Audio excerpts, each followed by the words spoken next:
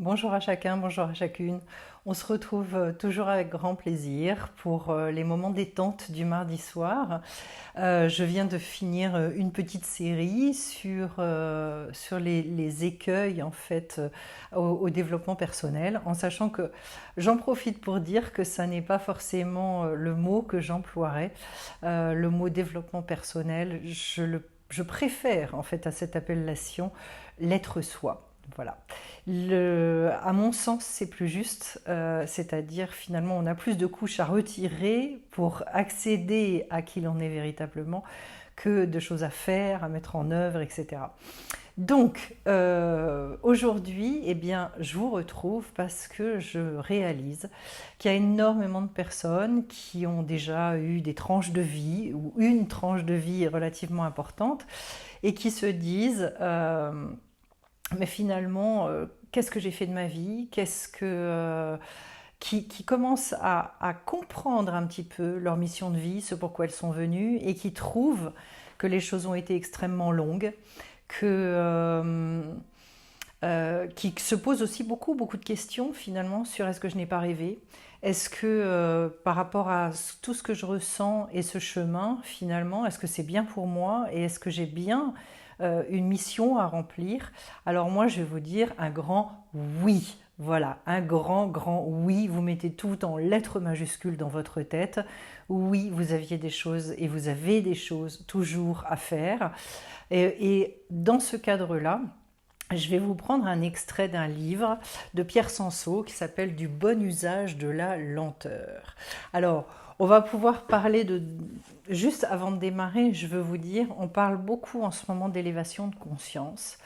Alors, je veux juste rétablir un petit peu les choses. Moi, je préfère le terme réveil de conscience. Pourquoi? Parce que, et je pense que je l'avais déjà spécifié sur la chaîne, à proprement parler, on a tous un niveau vibratoire de naissance, ça vous le savez parce que j'en ai parlé pour les indigos notamment. Et ce niveau vibratoire, le but, c'est d'apprendre à vivre avec. Alors, chez les indigos, il est manifeste qu'en fait, il y a eu une chute, une baisse par la suradaptation. Alors, comment est-ce qu'on peut envisager le mot élévation de conscience? C'est juste dans l'idée d'aller retrouver sa vibration d'origine et donc d'être à même de pouvoir donner son plein potentiel. Grosso modo, c'est ça que vous pouvez retenir. C'est pour ça que je parle plus de réveil de conscience. C'est-à-dire à un moment, je prends conscience de qui je suis et donc je vais être capable d'aller vibrer à cette hauteur-là. Et en ce moment, oui, les énergies sont extrêmement fortes. Oui, il y a, et se passe un phénomène relativement hors norme. Alors, chez les jeunes, on le voit et j'allais dire, entre guillemets, presque on idéalise ce qui se passe chez ces jeunes-là. Je n'ai pas cette position. Ce que j'aime à dire en revanche, c'est que on va dire les moins jeunes, voilà, les moins jeunes, ils sont en train de réaliser avec tous les changements de paradigme et avec ce qui se passe en termes énergétiques aujourd'hui pour la Terre, et de se réveiller d'un seul coup en se disant mais c'est maintenant. Et donc, comme c'est maintenant pour les jeunes, c'est maintenant pour les moins jeunes, c'est maintenant pour les beaucoup moins jeunes, mais de toute façon, c'est valable pour tout le monde. Alors, pourquoi est-ce que je relie ça à la lenteur? Parce qu'il y a beaucoup de personnes qui me disent « Ah oui, mais entre guillemets, j'ai la sensation d'avoir perdu tellement de temps » ou alors je me trouve lent par certains côtés et par certains aspects. C'est-à-dire qu'il peut y avoir un mode d'appréhension très rapide, et notamment, on ne va pas se mentir, au niveau intellectuel. Et puis après, pour ce que j'appelle moi la phase d'appropriation, ça peut sembler tellement plus lent. Et alors ça, c'est particulièrement valable chez l'indigo. Pourquoi? Parce que ça va très vite là-haut, mais qu'après, le fait de l'intégrer et de pouvoir vivre avec dans son quotidien, cette phase que j'appelle la phase d'appropriation est beaucoup plus longue. Et donc l'indigo, il est dans une espèce de discordance entre sa tête qui va très vite et très loin, et puis son corps, et puis son affect, etc. Et puis aussi, c'est toujours la même chose, cette notion de date en hébreu, c'est-à-dire comment je fais pour vivre avec ce que j'ai compris. Alors, je vais vous lire l'extrait parce que je pense que ça va réconcilier beaucoup de gens avec leur chemin de vie. Je le trouve très beau, je le trouve très fin et très profond. Écrire ou peindre ou danser ou produire des œuvres musicales, non point d'abord pour éprouver ses talents ou pour dire le monde ou pour aider ses semblables à donner un sens à leur vie, mais pour chercher à s'approcher de soi et ne pas se louper durant toute une existence. En effet, une introspection ou même une analyse n'y suffirait pas. Il y faudra de la patience et de l'humilité. Nous n'aurons jamais affaire à un être substantiel, visible, manipulable. Tout au plus pourrons-nous présumer que nous étions cette fois plus présents à nous-mêmes et que désormais, nous ne serons plus dupes des faux-semblants que nous confondions avec notre être le plus réel. Cette expérience, si nous lui accordons quelques crédits, ne nous livrera jamais tout son mystère. Ce soi essentiel n'est pas une pure invention de notre part. Cependant, il prend forme à la mesure de nos efforts, de nos tâtonnements. Alors, est-ce l'œuvre, le fruit d'une lente maturation ou d'une fulgurance insensée ? Certains artistes se sont habitués à entreprendre leur œuvre dans la rapidité, parfois dans la fulgurance. Quand il s'agit d'une toile, ils trépignent dans la fureur, ils la secouent, l'invectivent, la boxent. Ils y projettent leur rage. La démence du boxeur ou celle d'une sensibilité écorchée par les couleurs. Ils ripostent à l'assaut des choses par une véhémence au moins égale à celle du monde. Ne récusons pas une approche qui possède au moins le mérite de ne pas céder à la fadeur. J'évoquerai le cheminement d'autres artistes pour qui l'œuvre est le fruit d'une longue patience. Ils ne consentent à parler qu'à la suite d'un silence interminable. J'aperçois deux raisons à un tel mouvement. Le métier, entre parenthèses talent ou génie, se déclarerait lentement. L'écrivain n'a pas de mots. C'est pourquoi il les cherche et il les trouve mieux. Malheur aux êtres mondains qui brillent par leur répartie, qui dressent un portrait au pied levé, qui s'expriment avec un respect naturel. Chacun de nous est menacé par la contamination du déjà dit, du déjà vu, du déjà senti dont la plume paraît si facile. Jean Giono raconte ce qu'il a expérimenté en quelques circonstances. Une histoire lui était assénée en quelque sorte, d'un seul coup et en vrac, une histoire de 300, 400, 500 pages. Il attendra 10 ans, 20 ans, pour que l'histoire se fasse en lui et que, fanée, elle puisse enfin faire de l'art. Louis Nevelson. Étant jeune, j'ai toujours su que je ne m'accomplirais qu'une fois franchi le cap des 50 ans et que, tant que je n'aurais pas atteint cet âge, je ne serais pas en possession de l'outil dont j'avais besoin. Charles Juliette éprouva le même sentiment. En cette veille de Noël, alors que j'écrivais depuis quelques 25 ans, mon impression était que je n'avais pas encore commencé. Si pareil scrupule avait été de l'ordre de l'anormal, cela eût abouti à une totale inhibition. Il était assez modeste et décida de croire qu'il ne bénéficiait pas encore d'une authentique écriture. Une pareille leçon, si nous consentons à l'entendre, nous détournera de toute précipitation et nous convertira à la vertu de la patience. Je découvre une seconde raison à cette prudence. Elle ne concerne plus le savoir-faire, mais une quête spirituelle dont on ne doit pas brûler les étapes. Il nous faudra d'abord admettre que l'artiste doit veiller sur son être. Avant d'accéder à l'essentiel, il se laissera d'abord emporter par toutes sortes de turbulences charmantes et qui, par leur mouvement, par leur gaieté, ont quelque chose à voir avec l'art. Il dépassera le stade esthétique. Or, trop d'artistes se tiennent dans cette zone où le jeu est encore possible.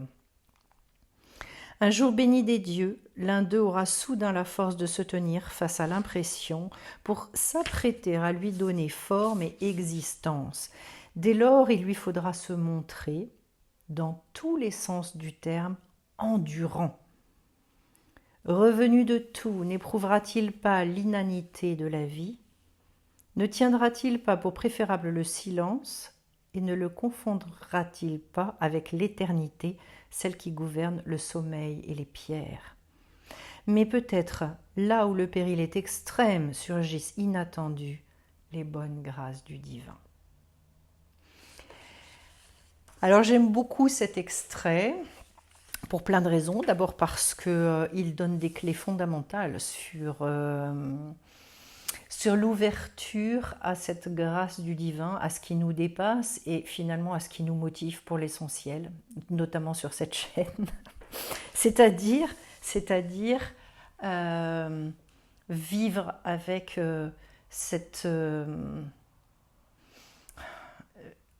avec ce qui est tellement au-dessus de nous, pour pouvoir donner le maximum, non seulement de nous-mêmes, mais même les choses qui nous échappent. Et j'aime bien cette notion-là, en sachant qu'effectivement, je suis convaincue, et la Kabbale nous le dit, que nous ne sommes pas responsables du résultat.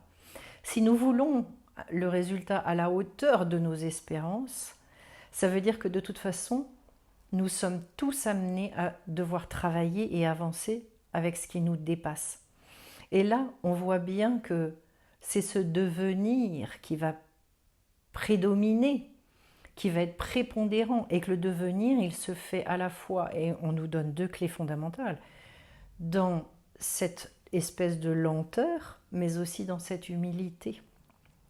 C'est-à-dire en sachant, et je trouve que c'est toute l'ambivalence et la merveille dans notre venue sur Terre, de comprendre qu'à la fois nous sommes immenses et qu'à la fois nous ne sommes rien. C'est-à-dire, si je n'ai conscience que d'un potentiel extraordinaire qui est en moi, le risque, c'est de m'enorgueillir et de tomber dans le fait de se dire c'est moi qui fais tout ça. C'est-à-dire cette volonté d'appropriation qui diminue d'autant la profondeur des choses. C'est-à-dire qui nous fait passer à côté de l'essentiel, je pense. Et puis, en parallèle, avoir cette conscience, et si on n'a que cette conscience que nous ne sommes rien, ça veut dire que de toute façon, nous n'avons rien à faire sur cette terre, que si ce n'est subir, attendre que ça passe, etc. Donc ça, c'est dans une désespérance totale. Non. L'idée, c'est toujours la même chose, c'est ce juste milieu, c'est-à-dire, je suis immense à compter du moment où je sais que je suis tout petit.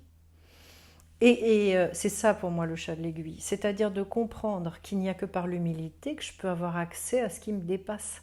Si je suis dans cette extrême humilité et que je me laisse aussi façonner par la vie, façonner par les relations, les expériences, etc., alors à ce moment-là, oui, ce que je vais pouvoir transmettre va être bien au-delà de toute idée d'esthétique. On va rentrer dans une vraie beauté. Pour moi, la beauté et l'esthétique, c'est pas la même chose. L'esthétique, c'est la volonté de faire joli, voilà, même si c'est formidable.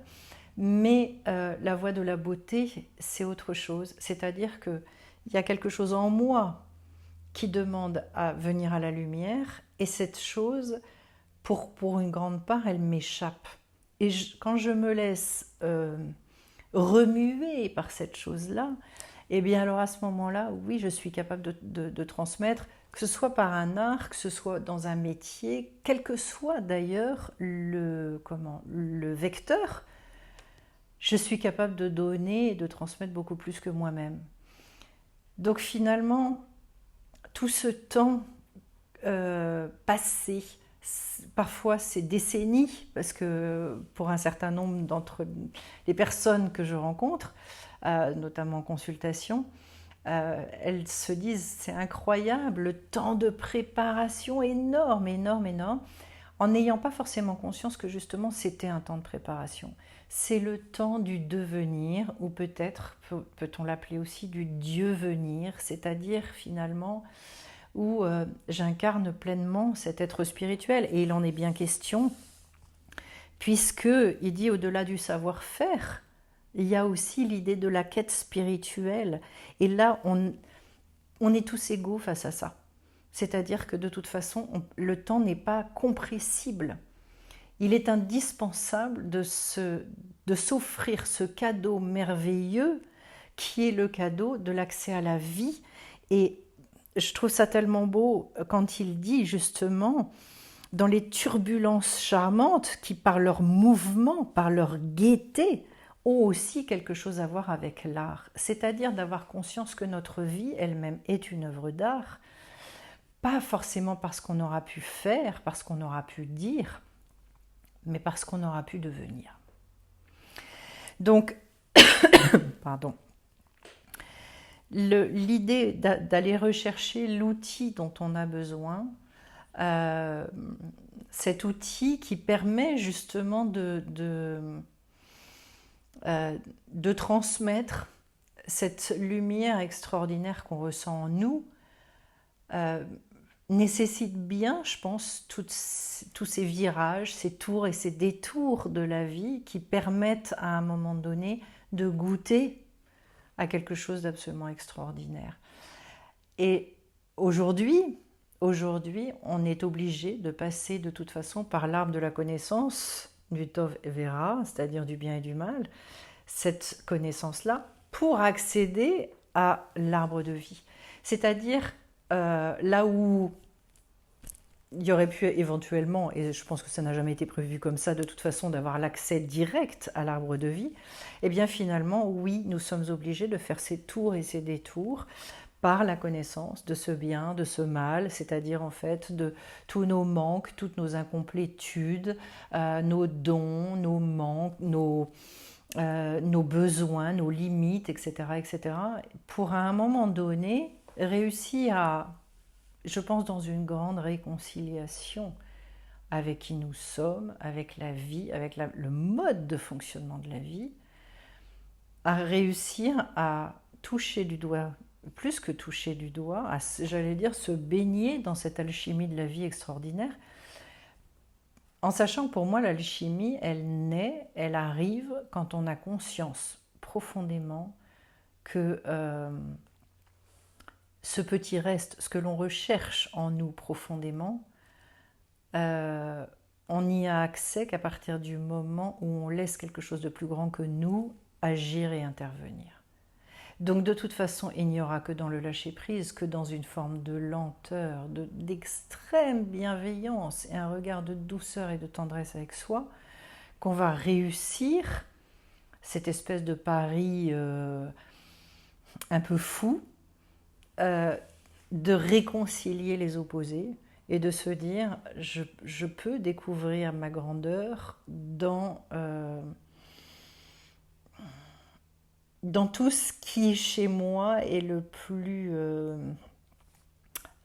qui me paraît en tout cas à moi le plus petit, le plus mesquin, etc.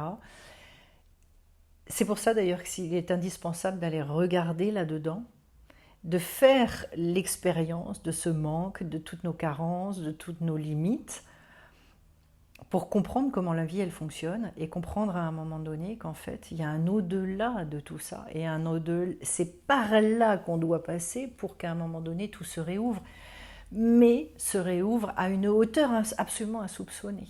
Voilà. Et donc c'est un chemin à la fois extrêmement beau. C'est un chemin qui a été conçu comme ça aussi, il faut le savoir, parce qu'à un moment, si on avait donné accès à cette illimité à chaque personne, sans qu'elle fasse l'expérience de ce que c'est que l'humilité, l'expérience de comprendre aussi que le résultat n'est pas entre nos mains et que ce ne sont pas nos forces qui font les choses, alors à ce moment-là, de toute façon, tous les hommes finiraient, je pense, dans l'orgueil et dans une espèce de démesure absolue, s'éloigneraient d'eux-mêmes finalement, c'est-à-dire vraiment de leur essentiel, qui est aussi l'essence du ciel. Alors j'espère que je me suis bien fait comprendre dans toutes mes explications, parce que c'est une notion relativement profonde dont on parle là. Et, mais vous voyez qu'il n'y a que dans ce, j'allais dire, vous savez, dans tous ces moments aussi de contemplation, ces moments où on lâche les choses, où on se laisse porter par quelque chose de beau, j'allais dire d'indéfinissable. Euh, il n'y a que là-dedans qu'en fait on va trouver véritablement ce que l'on cherche. Voilà, donc je ne vais pas continuer comment beaucoup plus, mais je pense que ce dont je parle là doit être d'abord un encouragement extraordinaire pour toutes les personnes qui ont eu des chemins de vie difficiles et puis où vous trouvez les choses longues et où vous vous dites bon alors quand est-ce que ça va démarrer, quand est-ce qu'on va y arriver. Euh, c'est là, en fait, c'est là, c'est maintenant. Mais vous voyez, il faut vraiment passer par cette petite porte étroite, il faut vraiment passer par ce chat de l'aiguille pour pouvoir après découvrir quelque chose de beaucoup plus vaste derrière. Euh, J'en profite pour préciser que je démarre donc des mini-formations que vous aurez, auxquelles vous aurez accès en ligne sur le site donc, de sephirotetcompagnie.com sur des sujets précis. Pourquoi? Parce qu'en fait, que ce soit moi-même dans les tirages, je suis amenée à vous parler d'un certain nombre de notions. On en voit aussi plein, il y a plein de gros titres sur les réseaux sociaux, sur tout un tas de plateformes, pour parler de notions qui finalement nécessitent des développements parce qu'on ne met pas tous les mêmes choses derrière certains concepts. Alors vous pouvez entendre parler par exemple d'amour de soi. Qu'est-ce que c'est de s'accepter? Et je vais commencer par le fait de s'accepter. Ce seront 2 vidéos d'ailleurs différentes entre l'acceptation et l'amour de soi parce que ça n'est pas la même chose. Ça n'a pas les mêmes incidences non plus. Mais aussi bien justement sur par exemple la notion de mission de vie que sur la notion de je ne sais plus ce que j'ai noté comment est-ce que fonctionne l'intuition aussi, qu'est-ce que c'est cette histoire d'intuition, le fait de dépasser ses limites, qu'est-ce que ça veut dire dépasser ses limites, parce que ça peut être très très dangereux. Il y a beaucoup de gens qui pensent que c'est justement avec la force des poignets, d'assumer sa puissance, le pouvoir du corps, du cœur, pardon, etc. C'est-à-dire, c'est tout un tas de choses dont on entend très très souvent parler, mais en fait, concrètement derrière, qu'est-ce que ça veut dire? Et puis il y aura des exercices concrets que vous pourrez faire à chaque fois. Et donc ce sont des formations qui seront disponibles en ligne. Vous pourrez aller piocher dedans un petit peu comme dans un buffet. Et puis en fonction de ce qui vous attirera. Voilà, pour que chacun puisse avoir des outils. Alors dans les outils, il y a 2 choses. Pour moi, il y a la connaissance. La connaissance est primordiale. Et puis la deuxième chose, ce sont des exercices concrets, pratiques, c'est-à-dire dans ma vie, comment est-ce que moi je mets ça en œuvre. Une fois que j'ai compris, qu'est-ce que je peux faire pour déclencher les choses. Voilà ce que je pouvais vous dire. En tout cas, retenez bien, donc je le redis ici, du bon usage de la lenteur par Pierre Sanso. Et voilà, un extrait que j'ai trouvé extrêmement intéressant, d'autant plus que aujourd'hui on est un petit peu aux antipodes de tout ça et qu'il y a beaucoup de gens qui s'en veulent quelque part d'avoir besoin de ces moments-là. Moi, je vais vous dire ce que j'en pense. Je pense qu'il n'y a que les personnes qui accepteront d'en passer par ça, c'est-à-dire le retour vers soi, c'est-à-dire d'envisager la vie complètement différemment et d'arrêter de fonctionner à 200 à l'heure comme le monde nous demande de le faire. Il n'y a que ces gens-là qui continueront véritablement à être créatifs et qui pourront participer à la réinvention du monde, c'est-à-dire à la mise en place créative du nouveau paradigme qui de toute façon va devoir se créer. Eh bien écoutez, j'espère que cette vidéo vous aura parlé et je mettrai le lien également en description donc sous la vidéo pour l'autre formation qui démarre début novembre sur construire son harmonie de vie par le plaisir. Voilà. Je vous retrouve bien vite sur Sephiroth. À chacun, bonne soirée. Au revoir.